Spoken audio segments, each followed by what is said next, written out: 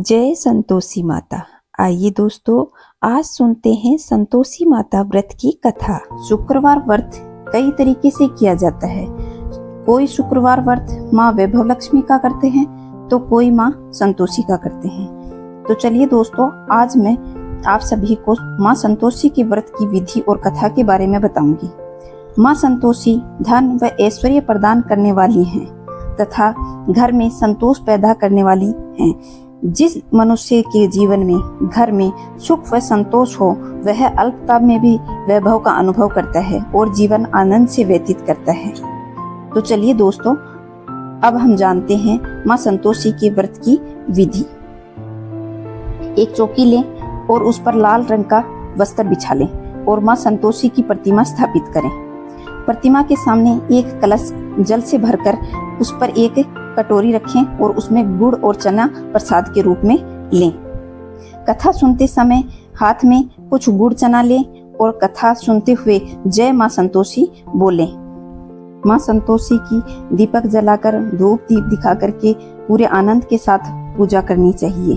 कथा समाप्त होने पर जल को पूरे घर में छिड़क दें और बचे हुए जल को तुलसी की क्यारी में डाल दें तथा जो हाथ में प्रसाद लिया था पूजा के लिए वह गाय को खिला दें और कटोरी में रखे हुए प्रसाद को अपने कुटुंब में बांट दें और पूरे दिन किसी की चुगली ना करें और जय माँ संतोषी का जाप करें। अब मैं आप सभी को संतोषी माता की कथा सुनाती हूँ। तो चलिए दोस्तों, अब सुनते हैं माँ संतोषी की कथा।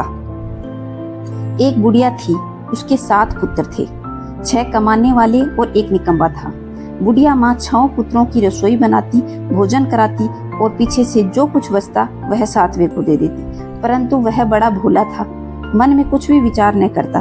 एक दिन अपनी बहू से बोला, देखो मेरी माता का मुझ पर कितना प्यार है। वह बोली, क्यों नहीं, सबका जूठा बचा हुआ तुमको खिला देती है। वह बोला, भला ऐसा भी कहीं हो सकता है? मैं जब तक अपनी आंखों से न देख लूं मान नहीं सकता। बहू ने हंसकर कहा, तुम देख लोगे तब तो मानोगे। कुछ दिन बाद एक बड़ा त्योहार आया। घर में 7 प्रकार के भोजन, चूरमे के लड्डू आदि बनाए गए। वह जांचने को सिर दर्द का बहाना करके पतला कपड़ा ओढ़ करके रसोई घर में ही सो गया और कपड़े में से सब कुछ देखता रहा। 6 भाई भोजन करने आए तो माँ ने उन्हें सुंदर सुंदर आसन बिछाए और उनके लिए 7 प्रकार की रसोई परोसी और आग्रह करके जिमाती है। वह देखता रहा। 6 भाई भोजन करके उठ गए। तब माता ने उनकी जूठी थालियों में से लड्डू के टुकड़े उठाए और एक लड्डू बनाया और जूठन साफ करके बुढ़िया माँ ने पुकारा, उठो बेटा, 6 भाई भोजन करके चले गए हैं, अब तू ही बाकी है, उठना कब खाएगा? वह कहने लगा, माँ मुझे भोजन नहीं करना, मैं परदेश जा रहा हूँ। माता ने कहा, कल जाता है तू आज ही जा। वह बोला, हाँ आज ही जा रहा हूँ। और यह कहकर वह घर से निकल गया। चलते समय अपनी पत्नी की याद आई जो गौशाले में उपले थाप रही थी। वहां जाकर बोलने लगा, हम जावे परदेश गोरी, आवे कुछ काल, तुम रहियो संतोष से धर्म आपनो पाल। तो वह बोली, जाओ पिया आनंद से, हमरो सोच हटाए, राम भरोसे हम रहें, ईश्वर तुम्हें सहाय। देख निशानी आपकी, देख धरूं मैं धीर, सुधी हमारी मति बरसियो, रखियो मन गंभीर। वह बोला, मेरे पास तो कुछ भी नहीं है, ये अंगूठी है सो ले लो और अपनी कुछ निशानी दे दो। वह बोली, मेरे पास क्या है, यह गोबर से भरा हुआ हाथ। और यह कहकर उसने गोबर की थाप उसकी पीठ पर मार दी और वह चल दिया। चलते चलते वह दूर देश पहुंचा। वहां पर एक साहूकार की दुकान थी। वहां जाकर कहने लगा, भाई मुझे नौकरी पर रख लो। साहूकार को जरूरत थी। वह बोला, रह जा। लड़के ने पूछा, तनख्वाह क्या दोगे? साहूकार ने कहा, काम देखकर दाम मिलेंगे। साहूकार की नौकरी करने लगा। वह सवेरे 7 बजे से रात तक नौकरी बजाने लगा। कुछ दिनों बाद में दुकान में सारा लेन देन, हिसाब किताब, ग्राहकों को माल बेचना, सारा काम करने लगा।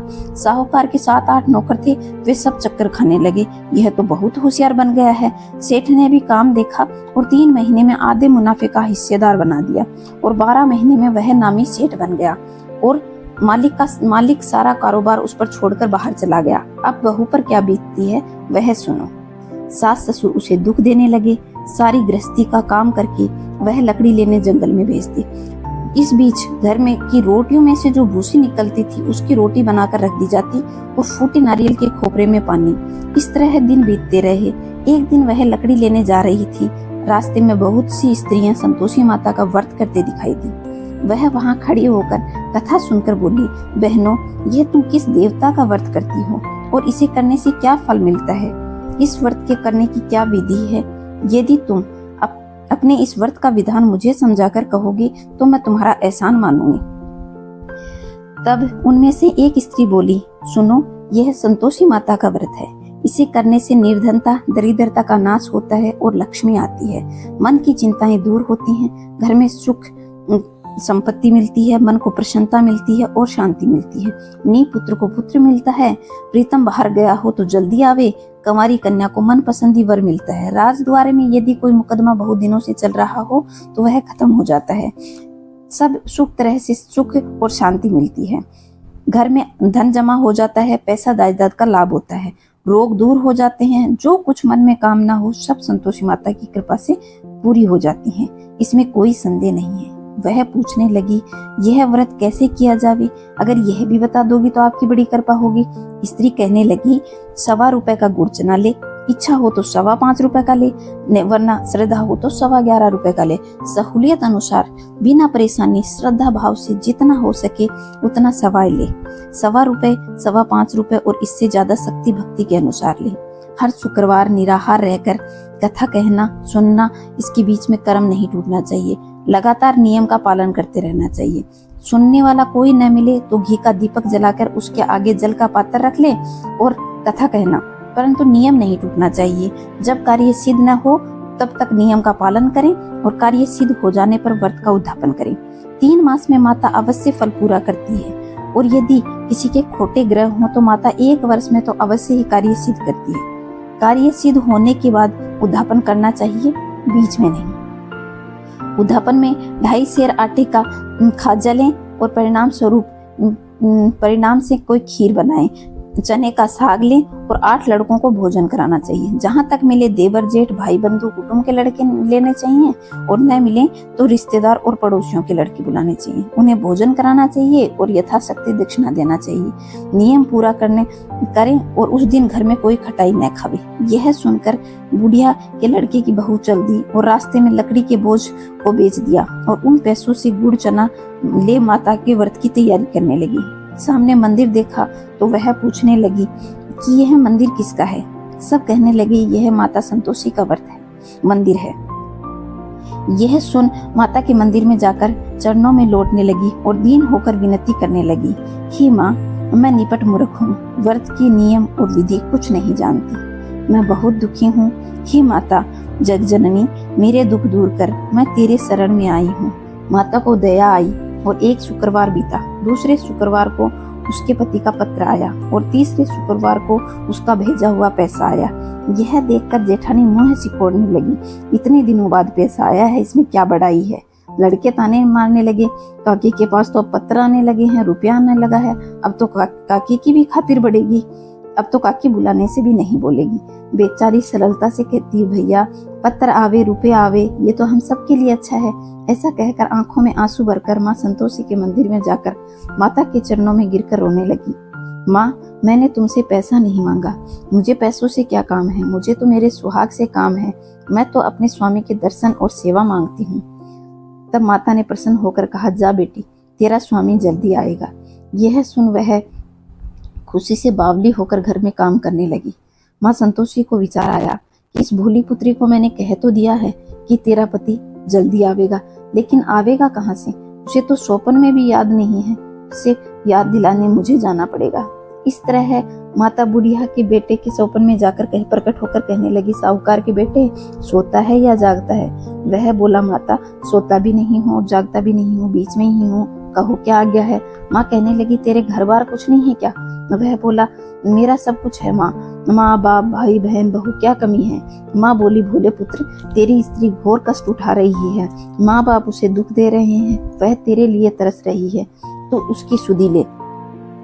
वह बोला, माता यह तो मुझे मालूम है, परंतु मैं जाऊं तो कैसे जाऊं? परदेश की बात है, लेन देन का कोई हिसाब नहीं है, जाने का कोई रास्ता नजर नहीं आता, कैसे चला जाऊं? माँ कहने लगी, मेरी बात मान, सवेरे नहा धोकर संतोषी माता का नाम लेकर घी का दीपक जला और दंडवत कर दुकान में जाकर बैठना। देखते देखते तेरा लेन देन का हिसाब चुक जाएगा और जमा माल बिक जाएगा। सांझ होते होते धन का ढेर लग जाएगा। सवेरे उठ करके उसने लोगों को अपने मन की बात बताई, सपने की बात बताई। सब कहने लगे कि बात अनसुनी कर दिल लगी उड़ाने लगे, कहीं सपने भी सच होते हैं। एक बूढ़ा बोला, देख भाई मेरी बात मान, इस सात झूठ में तो रखा क्या है, और जैसा कहा है वैसा करने में तेरा जाता क्या है। वह बूढ़े की बात मान ली और स्नान कर संतोषी माता के मंदिर में जाकर घी का दीपक जलाया और दंडवत कर दुकान में जा बैठा। थोड़ी देर बाद में वह क्या देखता है, देने वाले रुपए देने लगे और लेने वाले हिसाब लेने लगे। कोठे में भरे माल को नगद दामों में खरीदने लगे। शाम तक धन का ढेर लग गया। माता का चमत्कार देखकर प्रसन्न होकर कि माता का नाम ले घर जाने वास्ते गहने कपड़े और खरीदने लगा। काम निपटाकर वह घर को रवाना हुआ। यहाँ बहू बेचारी लकड़ी काटती और लौटते वक्त माँ के मंदिर में विश्राम करती। वह उसके रोजाना रुकने का स्थान था। दूर से धूल उड़ती देखकर वह माता से पूछती है, हे माता ये धूल कैसे उड़ रही है। वह कहती है, हे पुत्री तेरा पति आ रहा है, अब तू ऐसा कर लकड़ियों के 3 बोझ बना ले, एक नदी किनारे रख दे, दूसरा मेरे मंदिर पर और तीसरा अपने सिर पर रख। तेरे पति को लकड़ी का गट्ठा देखकर मोह पैदा होगा, वह यहाँ रुकेगा, नाश्ता पानी बनाकर खाकर फिर माँ से मिलने जाएगा। अब तू लकड़ी का बोझ उठाकर घर जाना और बीच चौक में गट्ठा डालकर 3 आवाज लगाना जोर से, लो सासू जी लकड़ियों का गट्ठा लो, भूसी की रोटी दो, नारियल के खोपरे में पानी दो, आज कौन मेहमान आया है। माँ की बातें सुन बहू ने कहा, बहुत अच्छा माता। यह कहकर वह प्रसन्न होकर लकड़ियों के 3 गट्ठे बना लाई, एक नदी तट पर रखा, एक माता के मंदिर में रखा और इतने में मुसाफिर आ पहुंचा। सूखी लकड़ियां देखकर उसकी इच्छा हुई कि यहाँ विश्राम कर भोजन बनाकर खा कर फिर गांव को जाएं। वह इसी प्रकार भोजन बनाकर विश्राम किया और फिर गांव को गया। सबसे प्रेम से मिला। उसी समय बहू सिर पर लकड़ी का गट्ठा लेकर आई और लकड़ी का भारी बोझ आंगन में डालकर जोर से 3 आवाज दी, लो सासू जी लकड़ियों का गट्ठा लो, भूसी की रोटी दो और नारियल के खोपरे में पानी दो, आज कौन मेहमान आया है। यह सुनकर सास बहू बाहर आई और अपने दिए हुए कष्टों को बुलाती हुई कहती है, बहू ऐसा क्यों कहती है, तेरा मालिक ही तो आया है, आ बैठ, मीठा भात खा, भोजन कर, कपड़े गहने पहन। इतने में आवाज सुनकर उसका स्वामी बाहर आता है और अंगूठी को देखकर व्याकुल होकर माँ से पूछता है, यह कौन है। माँ कहती है, बेटा ये तेरी बहू है, आज 12 वर्ष हो गए हैं जब से तू गया है, सारे गांव में जानवर की तरह भटकती है, काम काज कुछ करती नहीं है, 4 समय आकर खा जाती है, अब तुझे देखकर कि भूसी की रोटी और नारियल के खोपरे में पानी मांगती है। वह लज्जित होकर बोला, ठीक है माँ, मैंने इसे भी देखा है और तुम्हें भी देखा है, अब मुझे दूसरे घर की ताली दे जिसमें मैं जाकर रहूं। माँ बोली, ठीक है बेटा, जैसी तेरी मर्जी। ऐसा कहकर वह ताली का गुच्छा पटक देती है। उसने ताली उठाकर दूसरे कमरे में जो तीसरी मंजिल पर था खोला और सारा सामान जमा किया। एक दिन में वह राजा जैसा ठाट बाट बना लिया। अब क्या था, दोनों सुखपूर्वक रहने लगे। इतने में अगला शुक्रवार आया। बहू ने अपने पति से कहा कि मुझे माता के व्रत का उद्यापन करना है। पति बोला, बहुत अच्छा, खुशी से करो। परंतु उद्यापन, और वह तुरंत ही उद्यापन की तैयारी करने लगी। जेठ के लड़कों को भोजन के लिए कहने गई। उसने मंजूर तो कर लिया, लेकिन पीछे से जेठानी ने लड़कों को सिखा दिया, देखो रे, भोजन के सब खटाई मांगना, जिससे उसका उद्यापन पूरा न हो। लड़के जीवने आए और खीर पेट भर के खाई, परंतु याद आता ही कहने लगे, हमें तो कुछ खटाई खाने को दो, खीर खाना नहीं भाता, देखकर अरुचि होती है। बहू ने कहा, खटाई किसी को नहीं दी जाएगी, यह है संतोषी माता का प्रसाद है। लड़के तुरंत खड़े हुए और बोले, पैसा लाओ। बोली बहू को जानती नहीं थी, उसने पैसे दे दिए। लड़के उसी समय जाकर इमली खाने लगे। यह देखकर बहू पर संतोषी माता का कोप हुआ और राजा के दूत उसके पति को पकड़ कर ले गए। जेठ जेठानी ऐसा देख करके उसे कड़वे वचन कहने लगे कि लूट लूट कर धन इकट्ठा किया है, सो राजदूत पकड़ कर ले गए, अब मालूम पड़ेगा जब जेल की हवा खाएगा।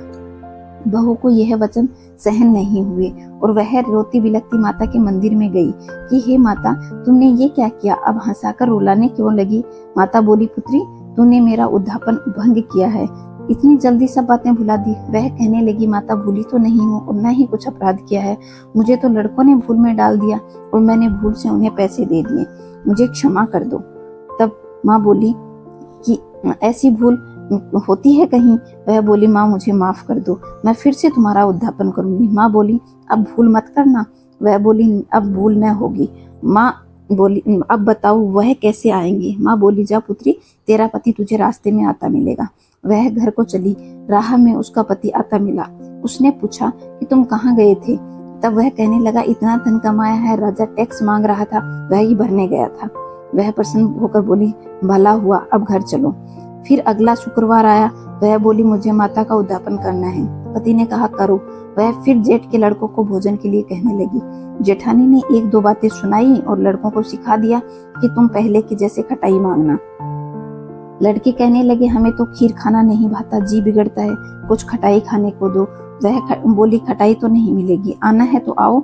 वह ब्राह्मणों के लड़कों को लाकर भोजन कराने लगी। यथाशक्ति दक्षिणा दी और जगह जगह एक एक फल दे दिए। तो संतोषी माता प्रसन्न हुई और माता की कृपा से उसे 9वें मास में चंद्रमा के समान सुंदर पुत्र प्राप्त हुआ। पुत्र को लेकर वह प्रतिदिन माता के मंदिर में जाने लगी। माँ ने सोचा कि यह रोज मेरे घर मंदिर आती है, आज क्यों ना मैं इसके घर चलकर देखूं, इसका आसरा देखूं तो सही। यह विचार करके माता ने भयानक रूप बनाया। गुड़ चने से अपना मुख सन लिया और सूंड के समान होठ बना लिए और उस पे मक्खियां भिनभिना रही थी। दहलीज में पांव रखते ही सास चिल्लाई, देखो रे कौन चुड़ैल डाकिन चली आ रही है, लड़को इसे भगाओ, नहीं तो ये किसी को खा जाएगी। लड़के चिल्लाकर खिड़की दरवाजे बंद करने लगे। छोटी बहू रोशनदान में से सब देख रही थी। वह प्रसन्नता से पगली होकर चिल्लाने लगी, आज मेरी माता मेरे घर आई है। यह कहकर वह बच्चे को दूध पिलाने से हटाती है। इसको देख करके सास का क्रोध फूट पड़ता है। वह बोली कि यह देखो कितनी पागल है, कितनी उतावली हुई जा रही है, जो लड़के को पटक दिया। इतने में माँ के प्रताप से जब जहाँ देखो वहीं लड़के नजर आने लगे। वह बोली, माँ जी, मैं जिनका व्रत करती हूँ ये वही संतोषी माता है। इतना कहकर झट से सारे दरवाजे और किवाड़ खोल दिए। सब ने माता के चरण पकड़ लिए। सबने विनती की और कहने लगे, हे माता, हम मूर्ख हैं, अज्ञानी हैं, पापी हैं, तुम्हारे व्रत की विधि हम नहीं जानते, तुम्हारा व्रत भंग करके हमने बहुत बड़ा अपराध किया है। हे माता, आप हमारा अपराध क्षमा करो। इस प्रकार माता प्रसन्न हुई और माता ने बहू को जैसा फल दिया वैसा सबको दे, जो पढ़े उसका मनोरथ पूर्ण करे। बोलो संतोषी माता की जय। अब हम संतोषी माता की आरती करते हैं। जय संतोषी माता मैया, जय संतोषी माता, अपने सेवक जन की, अपने सेवक जन की सुख संपत्ति दाता। जय संतोषी माता, सुंदर चीर सुनहरी माँ धारण कीन्हो, मैया धारण कीन्हो। हीरा पन्ना दम के, हीरा पन्ना दम के, तन सिंगार लीनो। जय संतोषी माता, गेरू लाल छटाछ बदन कमल सोहे, मैया बदन कमल सोहे। मंद हसत करुणामय, मंद हसत करुणामय, त्रिभुवन मन मोहे। जय संतोषी माता, स्वर्ण सिंहासन बैठी, चमर डुरे प्यारे, मैया चमर डुरे प्यारे। धूप दीप नेवद मधुमेवा, धूप दीप नेवद मधुमेवा, भोग धरे न्यारी। जय संतोषी माता, गुड़ अरुचना परम प्रिय, ताम संतोष कियो, मैया ताम संतोष कियो। संतोषी कहलाई, संतोषी कहलाई, भगतन वैभव दियो।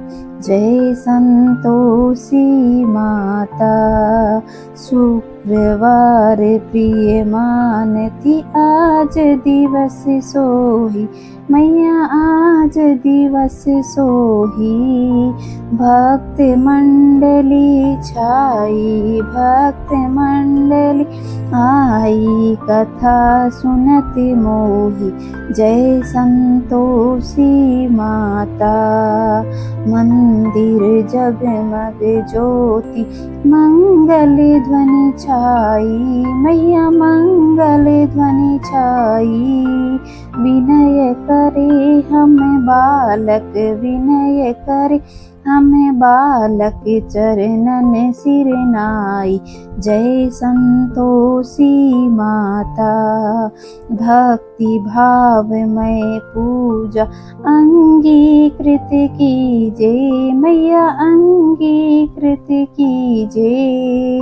जो मन बसे हमारे, जो मन बसे हमारे, इच्छित फल दीजे, जय संतोषी माता।